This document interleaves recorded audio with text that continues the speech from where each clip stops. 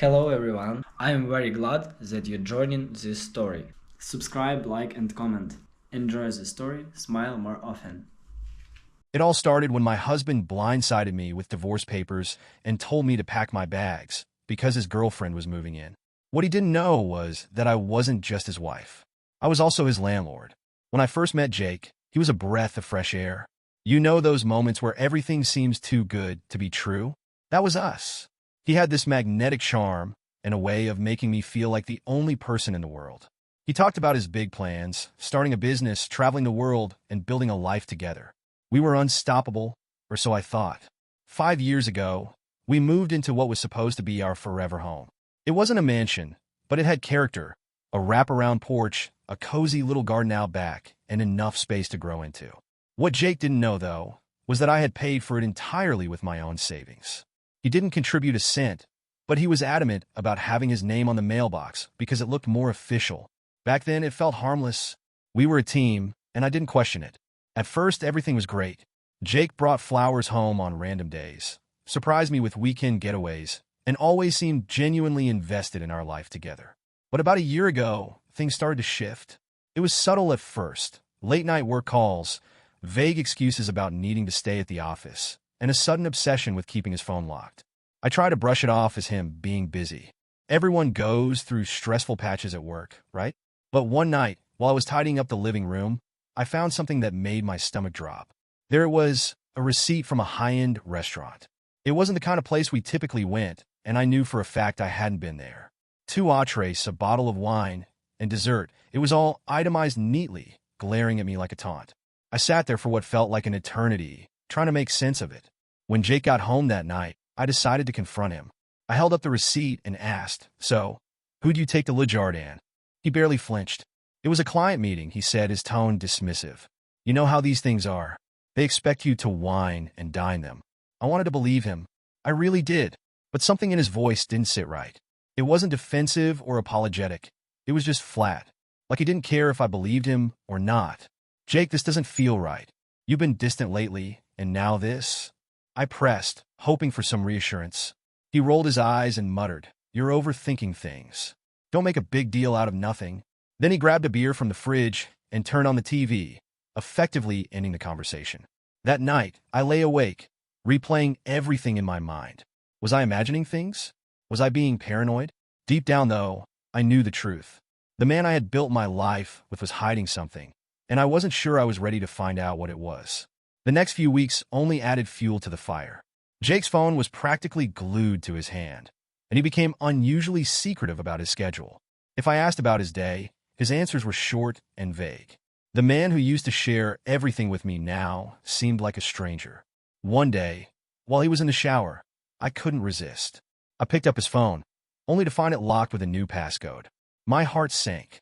I had always trusted Jake, but now I felt like I was living with a stranger. Still, I wasn't ready to confront him again. I wasn't even sure I wanted to know the full story.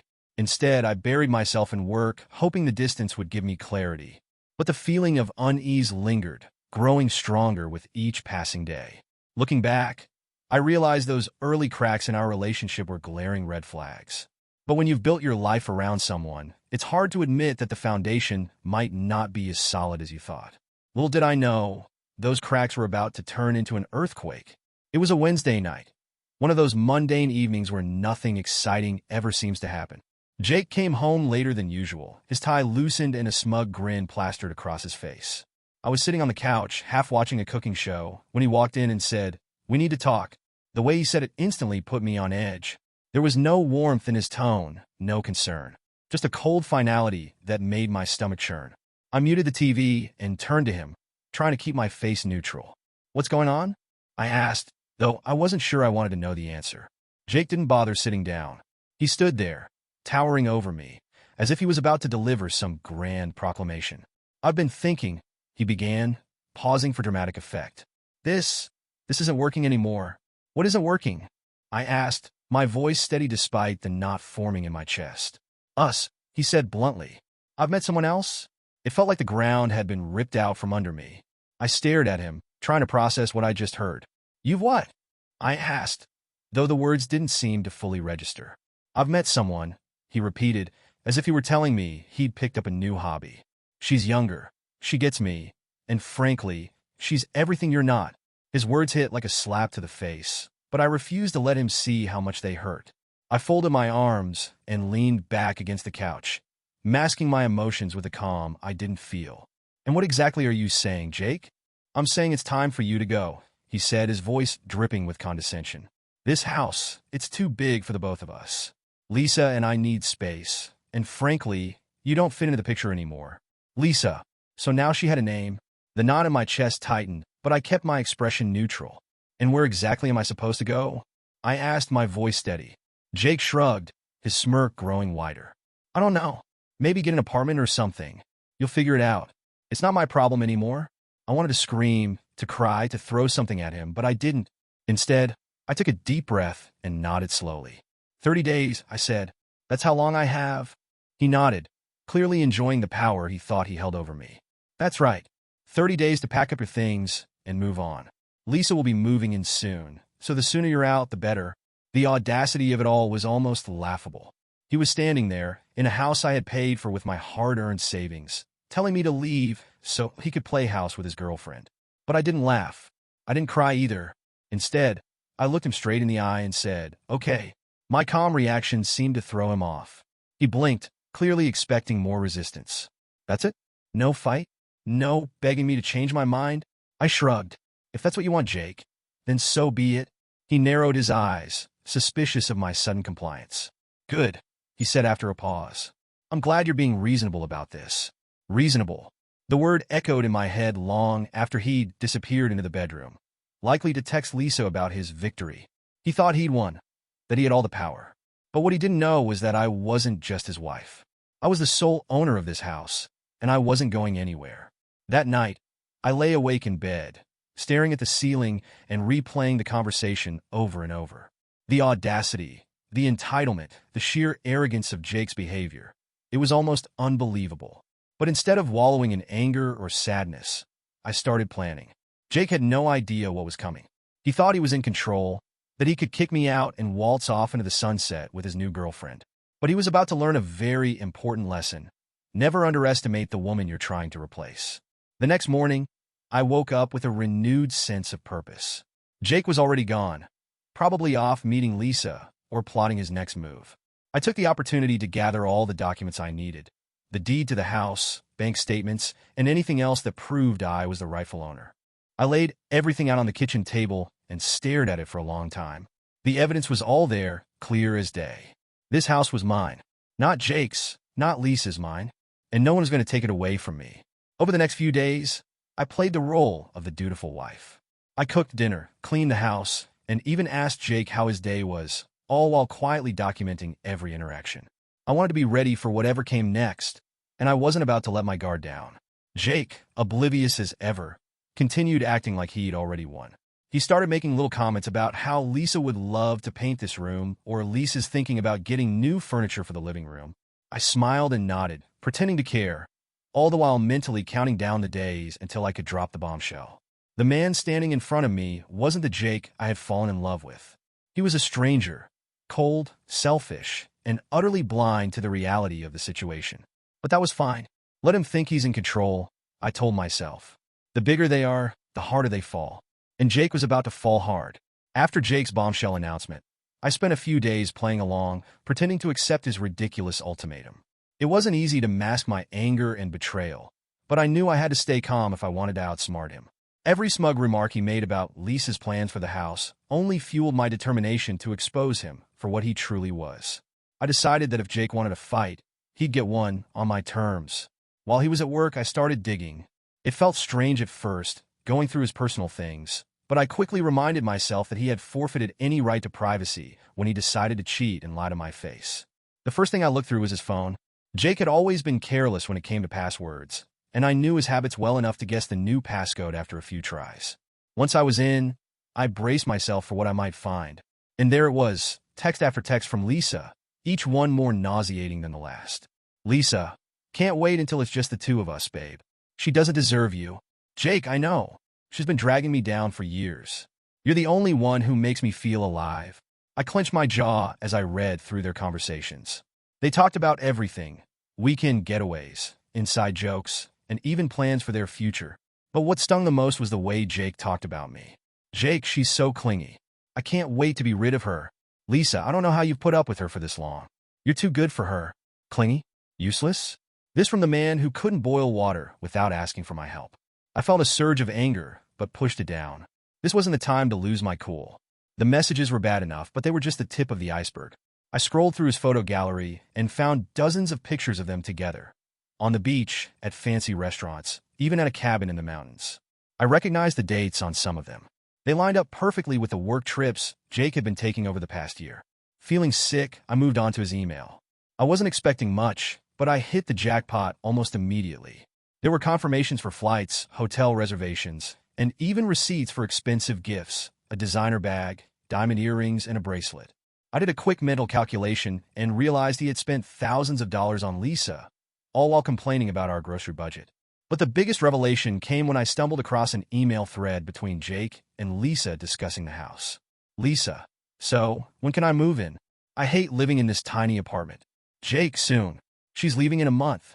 I'll make sure she's out before you bring your stuff over." "Lisa, good. That house will look so much better once we redecorate." Her taste is awful. Her taste? The house she was so eager to take over was 100% mine, from the furniture to the decor to the mortgage. I felt a wave of fury, but forced myself to stay focused. I wasn't done yet. My final stop was Jake's social media. He wasn't dumb enough to post pictures of Lisa publicly, but his private messages told a different story. He'd been bragging to his friends about how hot his new girlfriend was and how he couldn't wait to upgrade his life. One message in particular stood out. "Jake's friend. Doesn't she own the house? How are you going to pull this off?" "Jake, she's too naive to do anything about it. She'll cry for a bit and then move on. Trust me, it's all under control." I couldn't help but laugh at the irony. Jake had no idea that his naive wife was 2 steps ahead of him.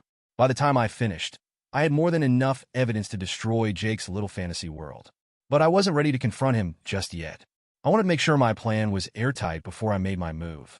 I spent the next few days gathering everything I could: screenshots of text messages, copies of emails, and printouts of every incriminating receipt I found. I even saved a few of their more damning photos to a secure folder on my laptop. But the real ace up my sleeve was the house deed. While Jake was busy plotting my eviction, he hadn't realized that the house was legally mine and mine alone. I'd bought it before we got married, using my own savings, and had intentionally kept it in my name. At the time, it seemed like a small detail, but now it was my ticket to reclaiming what was rightfully mine. I kept the deed locked in a safe, along with all the other documents I'd need to prove my ownership. The irony of the situation wasn't lost on me. Jake thought he was kicking me out, but in reality, he was the one living on borrowed time. I couldn't help but feel a sense of satisfaction as I put the finishing touches on my plan. Jake had underestimated me, just like he always did. But he was about to learn that I wasn't the clueless, passive wife he thought I was. For now, I played along, acting like the perfect, docile spouse. Jake continued parading around the house like he owned it, oblivious to the fact that his carefully constructed facade was about to come crashing down.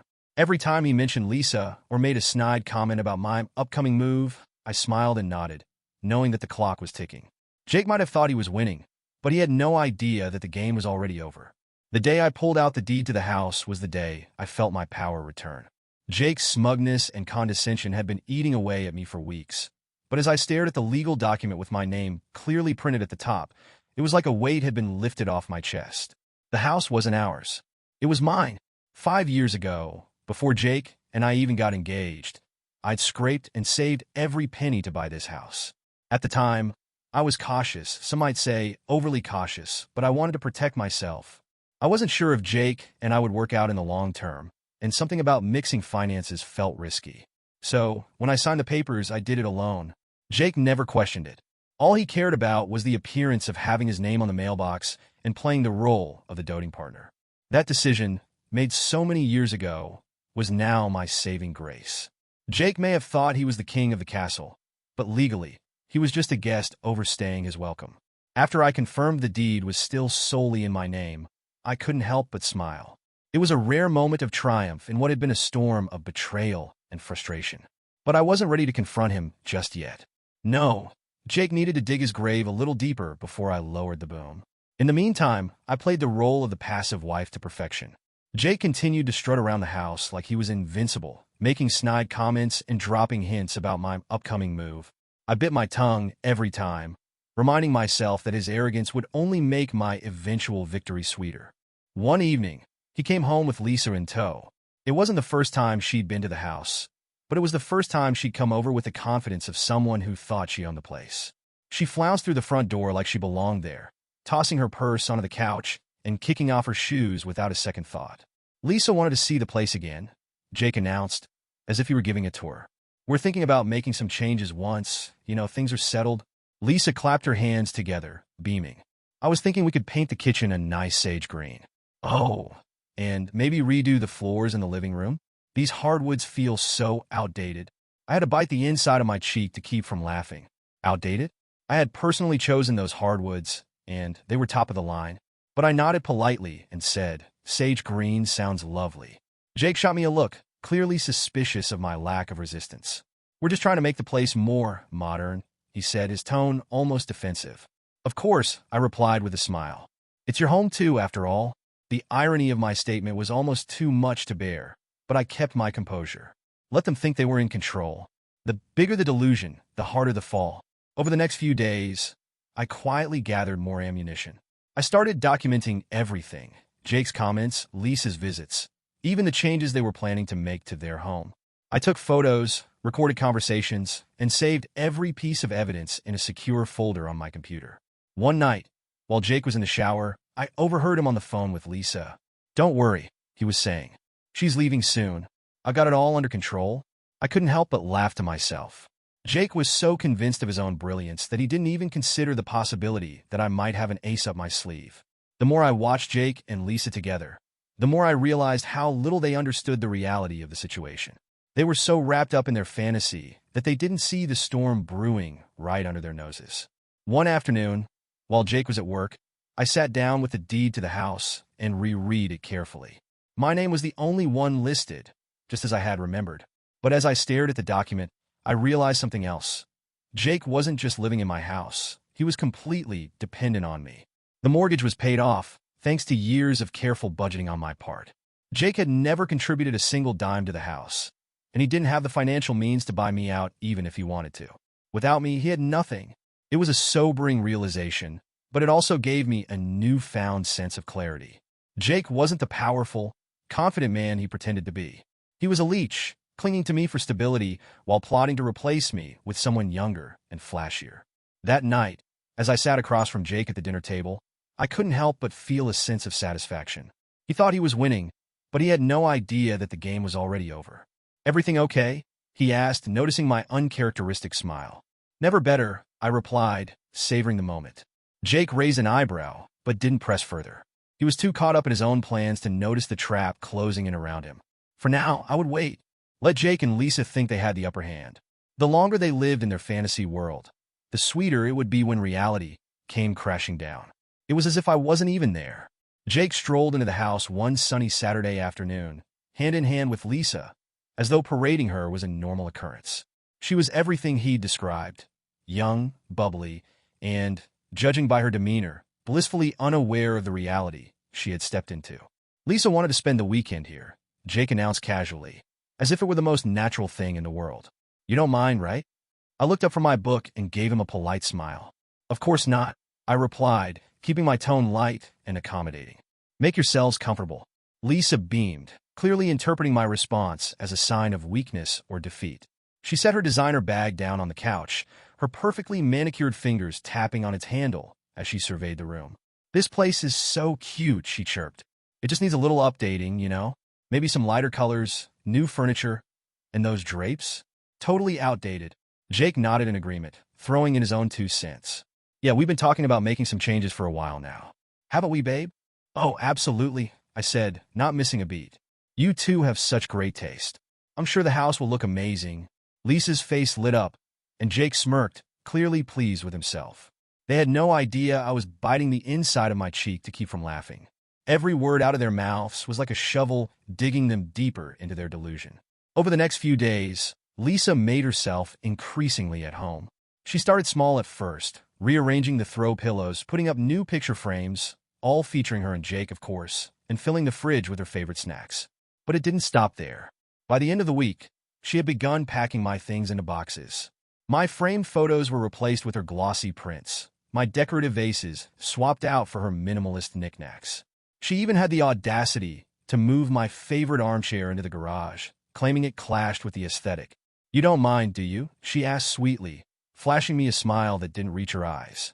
"Not at all," I replied, maintaining my carefully crafted facade. "It's nice to see someone so passionate about decorating." Jake, meanwhile, acted as though I were a ghost. He barely acknowledged my presence, except to throw the occasional condescending remark my way. One evening, as Lisa and I passed each other in the kitchen, I overheard him telling her, "Just a little longer and we'll have this place to ourselves." She's being surprisingly cooperative, though. Guess I lucked out. I didn't react, but inside, I was practically shaking with laughter. Jake's overconfidence was both infuriating and utterly ridiculous. He genuinely believed he was pulling one over on me, that I was some clueless, passive wife who had simply accepted her fate. The best part, however, was watching Lisa's growing curiosity about the house. Every so often, she'd turn to Jake with questions that made him squirm ever so slightly. "Do you think we'll need to get a new mortgage after she moves out?" she asked one afternoon, casually flipping through a home improvement magazine.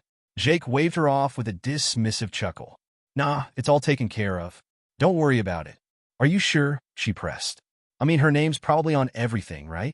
Jake hesitated for the briefest of moments before recovering. "It's fine. I've got it handled." I had to bite my lip to keep from bursting out laughing. Jake was so deep in his own lies that he couldn't even see how transparent they were. Lisa, for all her bubbly enthusiasm, was starting to show signs of doubt. One evening, I walked into the living room to find Lisa standing by the fireplace, staring at a framed photo of me and Jake from our wedding day. She glanced up as I entered, her expression a mix of curiosity and discomfort. "You and Jake look so happy in this picture," she said, her voice tinged with something that almost sounded like guilt. "We were," I replied with a wistful smile. "It's amazing how much things can change over the years." Lisa didn't respond.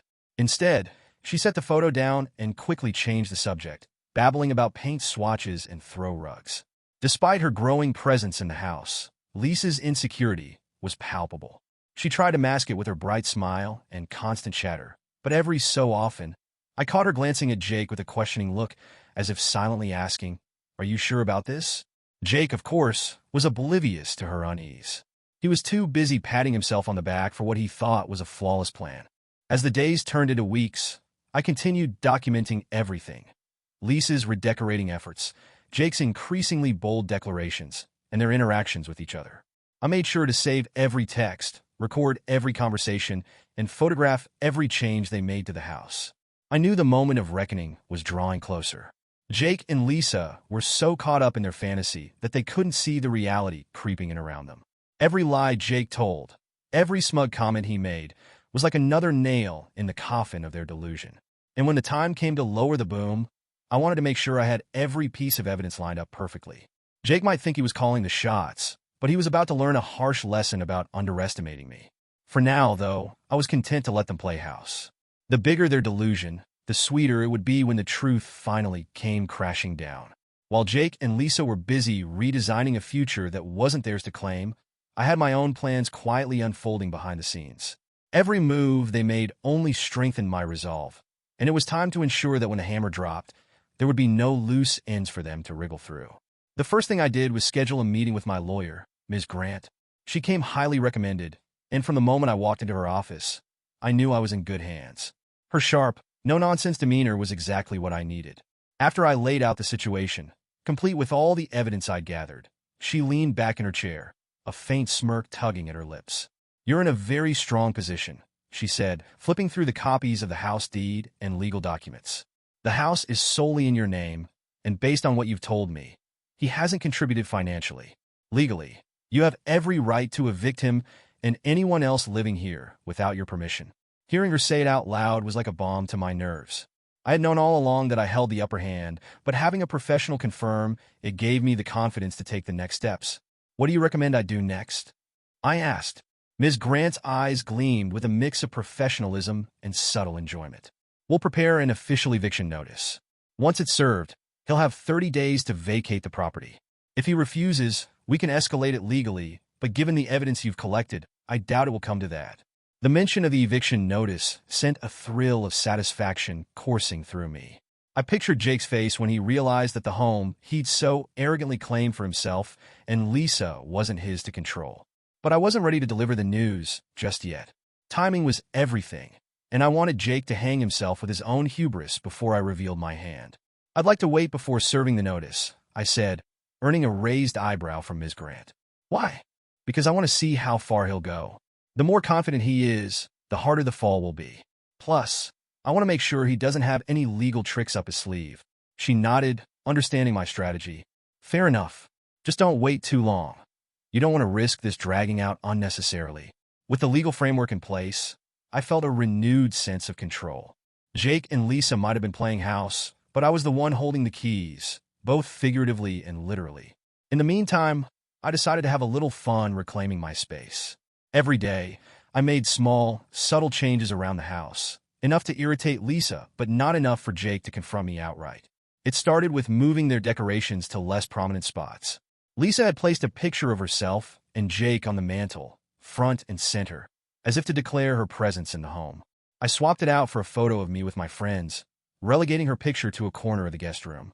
I also started labeling my things more conspicuously. My coffee mug, my throw blankets, even my kitchen utensils. They all sported little tags that said, "Property of my name." The cherry on top was the sticky notes I left in strategic places. Each one had a simple message: "Welcome to my home." Lisa's reaction was everything I'd hoped for. I'd catch her muttering under her breath whenever she found one of my notes or noticed another decoration missing. One afternoon, as I walked into the living room, I found her holding one of the notes, her face twisted in frustration. "What's with these?" she asked, waving the note in the air. "Oh, those?" I said, feigning innocence. "Just a little reminder of how much I love this house. Isn't it wonderful?" She glared at me, but before she could respond, Jake walked in and immediately took her side. "Can you stop being petty?" he snapped. "Lisa and I are trying to make this transition as smooth as possible, and you're not helping." I blinked at him, putting on my best confused expression. "I'm just expressing my love for the house, Jake. What's wrong with that?" Lisa huffed and stormed off to the guest room, muttering something about how this wouldn't be an issue for much longer. Jake sighed dramatically and followed her, leaving me alone in the living room with a grin that I couldn't suppress. Despite their growing annoyance, Jake continued to underestimate me. He genuinely believed that his plan was foolproof and that I was too meek to stand up for myself. Every time he dismissed me or brushed off Lisa's complaints, it only reinforced my decision to let him dig his own grave. In the evenings, I'd sit at the dining table, reviewing the eviction notice and imagining the moment I'd finally serve it. The thought of handing Jake that piece of paper, watching his smug confidence evaporate, was what kept me going. As the days went on, I noticed a shift in Lisa. She was still bubbly and cheerful on the surface, but there was a growing tension beneath her bright smile. I caught her stealing glances at Jake when she thought I wasn't looking, her expression filled with doubt. "Are you sure this is going to work?" I overheard her whisper to him one night.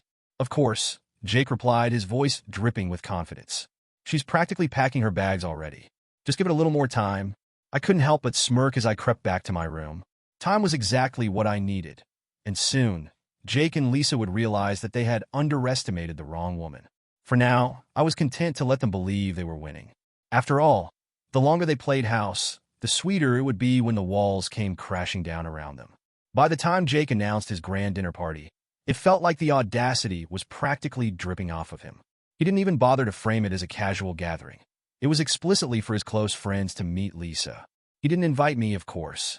I suppose in his mind, I didn't belong there anymore. But the house, my house, was still where I lived. "Don't worry, it's just a small thing," Jake said as he breezed past me the morning of the party. He had a shopping list in hand and a confident spring in his step. "We'll be done by midnight, so don't feel like you need to hang around. Maybe go see a movie or something." I raised an eyebrow, but didn't respond. The idea of being exiled from my own home for Jake's little social event was almost laughable. I decided then and there that I wouldn't be going anywhere. That evening, I stayed tucked away in my bedroom as the guests started to arrive. I heard Lisa's bubbly laughter echoing through the house as she greeted people at the door, her voice pitched just loud enough to sound like the perfect hostess. Jake's deep chuckle followed, paired with the clinking of glasses as he offered drinks and hors d'oeuvres. I quietly cracked the door open, just enough to hear their conversations without drawing attention to myself. It didn't take long for the flattery to start. "So, Jake," one of his friends said, "this house is incredible. You've really outdone yourself." "Thanks," Jake replied, his voice full of false modesty. "It's been a lot of work, but it's worth it. Lisa and I are really excited to make it our own." My fingers tightened around the doorframe. The gall of this man, standing in my house, claiming it as his. As the evening went on, the conversations grew louder, fueled by wine and self-congratulatory backpatting. Lisa was in her element, charming Jake's friends with her endless enthusiasm for their so-called new beginnings.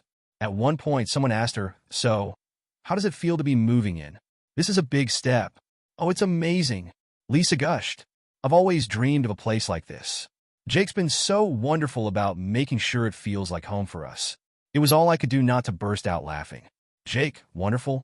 The same man who couldn't tell a Phillips head from a flathead screwdriver? But the moment that really pushed me over the edge came later in the evening. I heard the sound of a spoon tapping against a glass, followed by Jake's voice calling for everyone's attention. "I just want to thank you all for being here tonight," he began, his tone dripping with self-satisfaction. "This is a really special time for me and Lisa. After years of hard work, I feel like I'm finally stepping into the life I've always wanted. Lisa and I are building something amazing together, and soon," he paused for effect, raising his glass. "Soon, this house will officially be ours. To new beginnings." A chorus of cheers and clinking glasses followed. I stood frozen in the hallway, my blood boiling. Jake's arrogance was bad enough, but to say those words, "This house will officially be ours," was the final insult. That was it. I've let him play this game long enough. It was time to end the charade. As the party continued, I returned to my room and pulled out the eviction notice I'd been saving. My lawyer had already reviewed it, and it was airtight. I also gathered the stack of evidence I'd been collecting: photos, emails, text messages, and anything else that painted a clear picture of Jake's betrayal. I waited until the guests started leaving, watching through my bedroom window as one by one, they said their goodbyes and drove off. By the time the house was quiet again, it was close to midnight. Jake and Lisa were still in the living room, chatting and laughing as they cleaned up the remnants of their party. I stepped into the doorway, holding the eviction notice in one hand and the stack of evidence in the other. "Jake," I said, my voice cutting through the room like a knife. He looked up, startled, his face quickly shifting from confusion to irritation. "What are you doing out here?" he snapped. "I thought you'd gone out." I took a few steps closer, holding up the eviction notice for him to see. "We need to talk." Lisa glanced between us, her smile faltering as she picked up on the tension in the air. Maybe I should—" "No," I said firmly, my eyes never leaving Jake's. "You should stay. This involves you too." Jake's smug demeanor faltered for the first time. "What's this?" he asked, reaching for the paper. "This," I said, handing it to him, "is an eviction notice. You have 30 days to pack your things and leave my house." His eyes widened as he scanned the document, his face turning an alarming shade of red. "Your house?" he sputtered. "That's right," I said, holding up the deed for emphasis. "In case you forgot, the house is in my name. Legally, it's mine, and it always has been." Lisa's jaw dropped, her wide eyes darting between Jake and me. "Jake? What is she talking about?" Jake opened his mouth to speak, but no words came out. He looked completely blindsided, as if the reality of the situation had just punched him in the gut. I turned to Lisa, my voice calm but firm. "I'm not sure what Jake told you, but this house isn't his to give. He's been living here as my guest, and now I'm asking him to leave. That includes you, by the way." Lisa took a step back, her face pale. I didn't know." "I'm sure you didn't," I said, my tone dripping with mock sympathy. "But now you do." Jake finally found his voice, but it came out as a sputtering mess of excuses and accusations. "You can't do this. You're being unreasonable. You're ruining everything." "No, Jake," I said, my voice steady. "You ruined everything when you decided to lie, cheat, and try to take something that didn't belong to you. Now, if you'll excuse me, I think it's time for both of you to leave." With that, I turned on my heel and walked back to my room, leaving Jake and Lisa to process the mess they'd made for themselves. The morning after Jake's audacious toast, I woke up early, determined to end this once and for all. My nerves were steady, my plan airtight, and the evidence of Jake's arrogance and betrayal was all neatly organized. Today wasn't just about reclaiming my house, it was about reclaiming my dignity. By the time Jake and Lisa emerged from the guest room, I was already in the living room, waiting. The house deed, the eviction notice, and the stack of evidence sat prominently on the coffee table. I sat calmly on the couch, sipping my coffee, as they strolled in like they owned the place. Lisa, dressed in one of her designer outfits, looked as smug as ever. She sauntered over to the couch, plopping down next to Jake, who didn't even glance my way. His nonchalance, as usual, was infuriating. "Jake," I said evenly, setting my mug down. "We need to talk." He finally turned to me, his expression one of mild irritation. "What now?" he sighed, as if I were some annoying inconvenience. Lisa crossed her legs, leaning into Jake with a satisfied smirk. "Is this about last night?" "Because I think the party was a huge success." I ignored her, focusing on Jake. "It's about the house," I said, my tone calm but firm. "You've been making some interesting plans, and I think it's time we cleared a few things up." Jake raised an eyebrow. "What are you talking about?" I reached forward and slid the deed across the table, pointing to my name, bold and unmistakable. "This is the deed to the house," I said, locking eyes with him. "You know, the house you've been trying to claim is your own? Funny thing, it's not yours. It's mine. Only mine." The room went dead silent. Jake stared at the papers as if they were written in a foreign language. His usual confidence drained from his face, replaced by confusion and, slowly, dawning panic.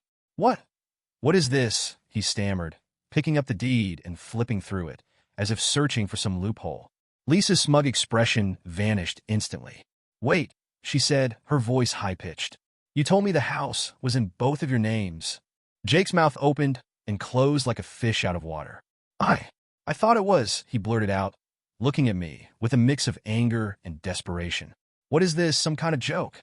"No joke," I replied, leaning back in my seat. "I bought this house before we got married, Jake. I paid for it with my own money, and I made sure to keep it in my name. You've been living here as my guest, though I suppose I should say uninvited squatter at this point." Lisa's face turned pale, and she shot daggers at Jake. "You told me we'd be moving in together, Jake. You said this place was yours." Jake turned to her, his voice rising. "I didn't know. She never told me." "Oh, don't blame me for your ignorance," I interrupted, my voice calm but icy. "You never bothered to ask. You just assumed, like you always do, that everything was yours for the taking. Well, surprise, it's not." Lisa stood up abruptly, crossing her arms as she glared at Jake. "Is this true? You don't even own this house?" I thought I did," Jake shouted, running a hand through his hair. "She's lying. She has to be." I pulled out the eviction notice and slid it across the table next to the deed. "I'm not lying, Jake. And here's proof. Your official notice to vacate. You have 30 days to pack your things and get out." Jake's face turned beet red as he snatched up the notice, reading it with shaking hands. "You can't do this," he growled. "You can't just kick me out." "Oh, I absolutely can," I replied, my voice steely. "This house is legally mine, and I'm well within my rights to evict you. If you don't leave willingly, I'll have the court order to back me up." Lisa took a step back, grabbing her purse and looking like she wanted to disappear. "I can't believe this," she muttered. "You said we'd have a fresh start, Jake. You said this house was ours." "Lisa, wait," Jake started, but she cut him off with a sharp glare. "No, Jake," she snapped. "This is embarrassing. You've been stringing me along with lies. I'm not getting dragged into this mess." Without another word, Lisa stormed out of the house, slamming the door behind her. Jake stared after her, his face a mix of shock and desperation. "Great," he muttered. "Now look what you've done." "Me?" I said with a laugh. "You did this to yourself, Jake. You lied, cheated, and tried to steal what wasn't yours. Did you really think there wouldn't be consequences?" He slumped into the chair, his head in his hands. "You're really doing this, huh?" "Yes, Jake," I said, standing up. "I am. You got 30 days to get out. And just so we're clear, I'll be watching to make sure you don't try anything stupid. You've taken enough from me already, and I'm done letting you walk all over me." I turned and walked out of the living room, leaving Jake to sit there and stew in his own failure. For the first time in weeks, I felt a sense of peace. The weight of his lies and manipulation had been lifted, and the power was finally back in my hands. The game was over, and Jake had lost. Jake was nothing if not persistent. After the bombshell reveal, he spent the next week oscillating between denial, anger, and pitiful attempts at bargaining. Every conversation was the same. He'd start with an indignant rant about how I was being unreasonable and end with a half-hearted plea for me to reconsider. "You can't seriously be throwing me out," he said one evening, his voice dripping with self-pity. "We've been together for years. Doesn't that mean anything to you?" "Oh, it means a lot," I replied, not looking up from my laptop. "It means you had plenty of time to treat me with respect, and instead, you chose to cheat, lie, and try to replace me in my own home." Jake groaned, running a hand through his hair. "Look, I made a mistake, okay? But we've built a life together. You owe me at least that much." I closed my laptop and finally met his gaze. "I owe you," I said, my tone calm but pointed. "Let's get one thing straight, Jake. I don't owe you a damn thing. You were the one who decided this relationship wasn't enough for you. You were the one who brought Lisa into my home. And now, you're the one who has to live with the consequences." Jake opened his mouth to argue, but I cut him off by sliding the eviction notice across the table. "You've got 22 days left," I reminded him. "I suggest you use them wisely." He grabbed the notice, crumpling it in his fist. "You're being petty," he spat. "You're doing this just to punish me." I leaned back in my chair, crossing my arms. "Maybe I am. Or maybe I'm just taking back what's mine. Either way, you're leaving." Despite his bluster, Jake knew he had no leg to stand on. The deed was in my name. The eviction notice was legally binding, and every attempt he made to discredit me only strengthened my resolve. Lisa, predictably, didn't stick around for long. She lasted exactly 3 days after the reveal before packing her bags and leaving in a huff. "I didn't sign up for this," she said, glaring at Jake as she stormed out the door. "You're a liar and a loser. Good luck fixing this mess." Jake chased after her, begging her to stay, but it was no use. Without the illusion of ownership and security, he had nothing to offer her. Watching him scramble to keep her from leaving was almost sad. After Lisa's departure, Jake's bravado began to crack. He started coming home later and later, likely to avoid facing me. When he was home, he sulked around the house, his earlier arrogance replaced by a quiet, simmering resentment. One evening, I caught him trying to sneak a few of my belongings into one of his boxes. "You really want to add theft to your list of offenses?" I asked, leaning against the doorway. Jake froze, a framed photo of my late grandmother in his hands. I didn't mean to." "Save it," I said, snatching the photo back. "If it's not yours, it doesn't go in the box." "Got it?" He muttered something under his breath and went back to packing, his shoulders slumped in defeat. The closer we got to eviction day, the more desperate Jake became. He tried everything: guilt trips, gaslighting, even a half-hearted attempt to rekindle our relationship. "Don't you remember how happy we used to be?" he asked one night, his voice soft and almost pleading. "We could have that again, you know? We could start over." I stared at him, incredulous. "Start over?" I repeated.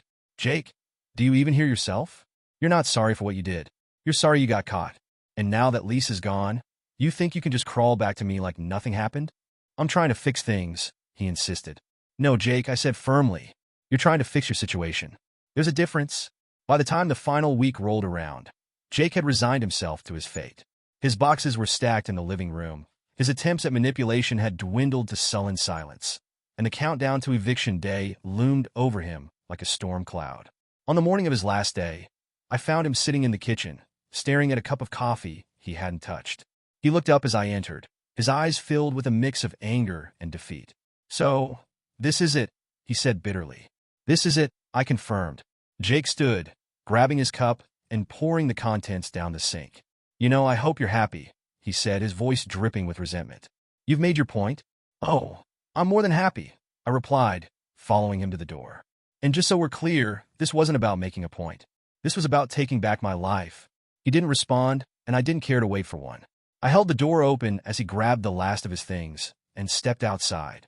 As he turned to face me one final time, I met his gaze without flinching. "Good luck, Jake," I said, my voice even. "You're going to need it." With that, I closed the door, locking it behind him. The weight of the past few months seemed to lift all at once, leaving me with a sense of peace I hadn't felt in years. For the first time in a long time, the house was truly mine again. And as I looked around, I realized it wasn't just a house. It was a symbol of my strength, my resilience, and my refusal to let anyone take advantage of me ever again. The day Jake left was the first day of the rest of my life. As soon as the door closed behind him, it was like a heavy weight had been lifted off my chest. For the first time in months, maybe years, I felt like I could breathe again. I started by changing the locks. I didn't trust Jake not to come slinking back, hoping for a second chance, or worse, trying to take something that didn't belong to him. As I watched the locksmith install brand new deadbolts, I felt a surge of empowerment. This was my house, my sanctuary, and I was taking it back one step at a time. The next project on my list was redecorating. Everywhere I looked, there were reminders of Jake and Lisa's attempt to claim my space. Their tacky decorations, the photos they'd hung, the furniture they'd rearranged, it all had to go. I spent an entire weekend boxing up their things, meticulously cataloging everything in case Jake came back asking for it. Once the house was cleared, I set about making it my own again. I painted the walls in colors that brought me joy, replaced the furniture with pieces I actually liked, and filled the rooms with artwork and plants. The living room, once dominated by Jake's oversized recliner and Lisa's gaudy throw pillows, was transformed into a cozy, inviting space. The guest room, which they had tried to turn into their shared office, became a quiet reading nook filled with books and soft lighting. By the time I finished, the house no longer felt like a battleground. It felt like home. When I finally told my friends and family what had happened, their reactions ranged from shock to applause. My best friend, Claire, nearly spilled her coffee when I told her about the eviction notice. Wait, she said, holding up a hand. You mean to tell me that this man tried to kick you out of a house that wasn't even his? Yep, I replied, unable to suppress a smile. And his girlfriend helped him? Ah! Claire let out a laugh, so loud it drew stares from the other patrons at the coffee shop. That is the most pathetic thing I've ever heard. Good riddance. My family was equally supportive. My mother, who had never been Jake's biggest fan, was particularly vocal about her approval. I never liked that boy, she said, shaking her head. He always seemed too slick for his own good. I'm proud of you for standing up for yourself. It wasn't just their validation that felt good. It was knowing I'd taken control of my own story. For too long, I'd let Jake dictate the terms of our relationship. Now I was writing the ending, and it felt damn good. Of course, the news about Jake spread quickly in our small social circle. It didn't take long for the whispers to start, about how he'd been kicked out of his own home and how Lisa had dumped him the moment she realized he wasn't the catch she thought he was. The last I heard, Jake was couch surfing at a buddy's place, struggling to get back on his feet. Part of me wondered if he ever regretted his actions, but I didn't dwell on it. He was no longer my problem. Instead, I focused on myself. I started picking up hobbies I'd abandoned during our relationship. Painting, gardening, and even a bit of yoga. I reconnected with old friends, made time for the things that made me happy, and allowed myself to dream again. One sunny afternoon, as I sat on the porch sipping tea, I realized something I hadn't felt in years: peace. My house, was more than just a place to live. It was a symbol of my strength and resilience. It was proof that I could weather any storm and come out stronger on the other side. Jake may have thought he was kicking me out for his girlfriend, but in reality, he was giving me the greatest gift of all: freedom. Now, when I look around my home, I see nothing but possibility. The future is wide open, and for the first time in a long time, I feel ready to embrace it. He thought he was kicking me out of the house for his girlfriend. Turns out, he was kicking himself out of my house.